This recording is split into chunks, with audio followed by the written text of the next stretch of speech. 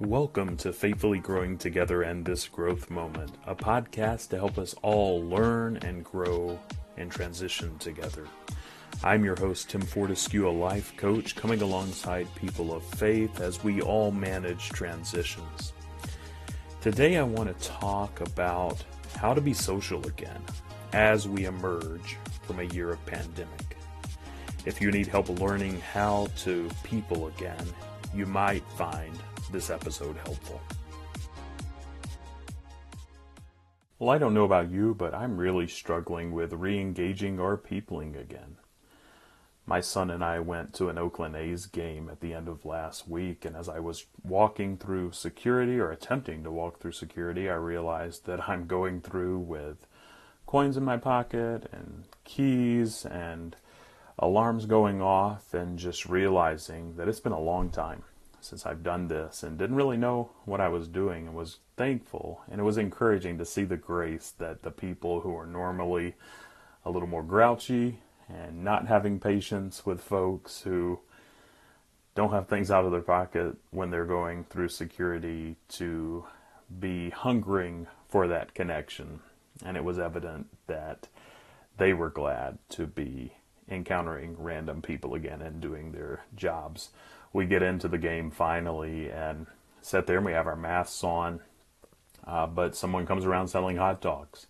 And so I buy a hot dog, and being a white male particularly, I try to be cognizant about always wearing my mask, because often, maybe it's just my opinion, but it's folks like me who are trying to buck the system, and I want to set a good example. But I also want to eat my hot dog, and so I take my mask off and begin eating my hot dog, and lo and behold, here comes an usher, not at me specifically, but with a sign saying, "Wear your mask."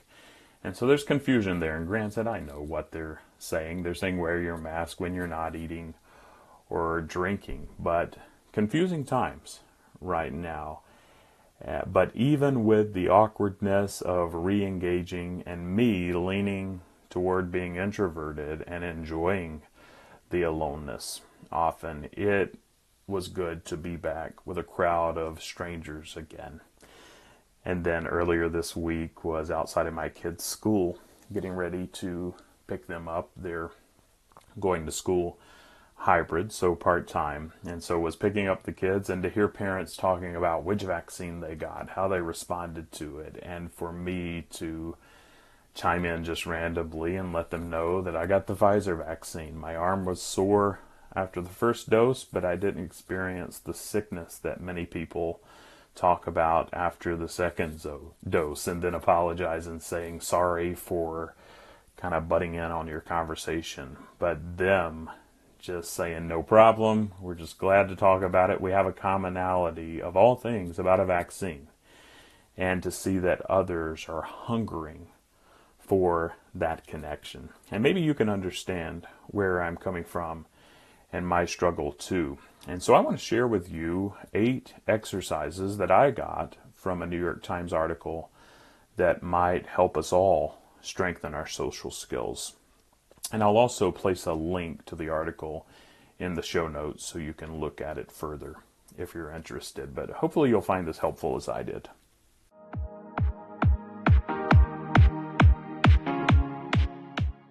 So number 1 of these 8 exercises to strengthen our social muscles. Share food with someone. Eating a meal together boosts mood, and it's a potent antidote for loneliness. And I've found this in my own life, just the last couple of weeks, meeting someone for a cup of coffee or over lunch has been helpful for my connection, and sharing a commonality of something we enjoy socially like food has been helpful for me. Number 2, tell someone a joke in person. And you may be out of practice, maybe you never were in practice, but even if you have to work on your timing, making eye contact and laughing together is essential to feeling connected to someone else. And people are pretty desperate right now for that connection. So maybe it'll help your joke land a little better too. People are looking to laugh. Number 3, ask someone what they're listening to or reading right now. Music and literature can be a community building gift. And so maybe you want to listen to music together, exchange books, and then have an in-person discussion about what people are reading. I know I recently threw this out on my Facebook group, and it stimulated a lot of random conversations. Maybe you want to ask someone what they're reading or listening to. And then next, reach out to someone you've lost touch with. I have found that this pandemic gives me the grace that I need to reach out to people maybe I was not even as connected as I wanted to be or needed to be prior to the pandemic. But I've found that this gap of total disconnect has given me leeway to re-engage people that I may have lost touch with for a long time. So maybe it'd be helpful for you to send a meaningful text, to write an email, or to make a phone call. But reach out to someone that you've lost touch with.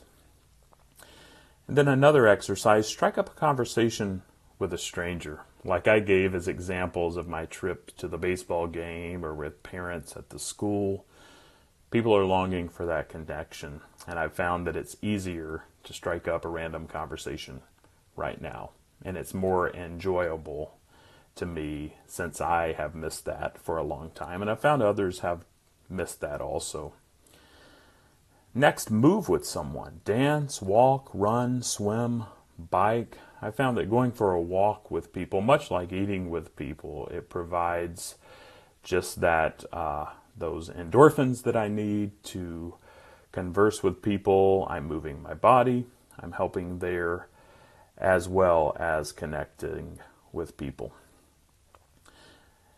And then the next one, number 7, sit quietly with someone and remember how to comfortably be without talking in companionable silence with someone else. Maybe you're sitting on a park bench.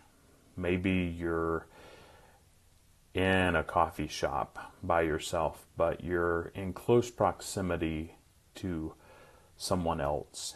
And with us being so out of touch with people, let's be aware that when we're around people, and even if we may not be physically engaged in conversation, it may be helpful to sit quietly, realize that they're there in your presence, and be grateful for that.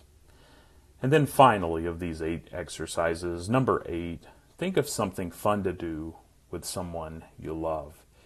It could be a summer beach weekend or maybe a ski trip next winter, but having something to look forward to is essential in general for our well-being, but specifically in light of coming out of the pandemic. Planning with hope and optimism and anticipation of normalcy is helpful during this time. So I hope that you found these helpful. I want to encourage you, get out there. First of all, acknowledge that it's okay that we're not used to people right now. And then hopefully these 8 simple practices that I've shared with you that I learned from the New York Times will help us as we re-engage the world.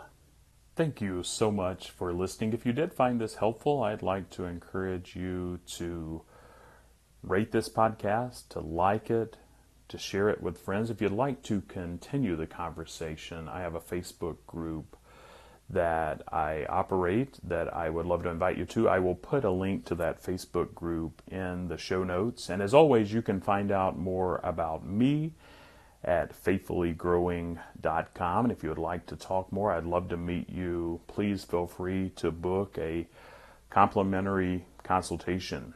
And I invite you to join me next time when I talk about 3 powerful questions to help us all engage our inner spiritual wisdom. And so if you're looking at understanding that spiritual wisdom more and wanting to engage it more, join me next week on Faithfully Growing Together.